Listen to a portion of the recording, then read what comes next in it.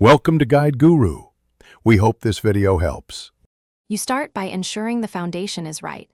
Update your GPU drivers and apply Windows High Performance Power Plan so the card can run unconstrained.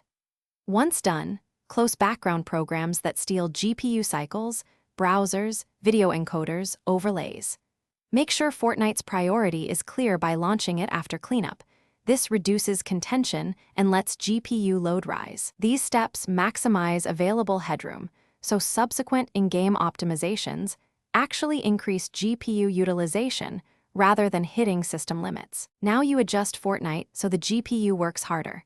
Switch to higher quality presets and bump render resolution slightly above native to increase pixel workload.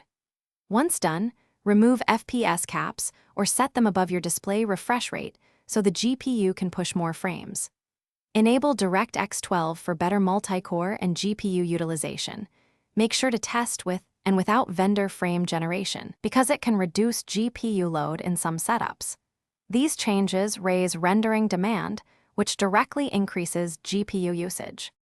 Finally, monitor and fine-tune at the system level. Run MSI Afterburner to watch GPU percent, temps, clocks, and frame times while playing. If temperatures allow, raise the GPU power limit slightly and set a more aggressive fan curve so the card won't throttle under load. If you still see low GPU usage, check for CPU bottlenecks, confirm the GPU is in the correct PCIe slot, and disable VSync or ray tracing to see their effect. If problems persist, update chipset drivers and retest.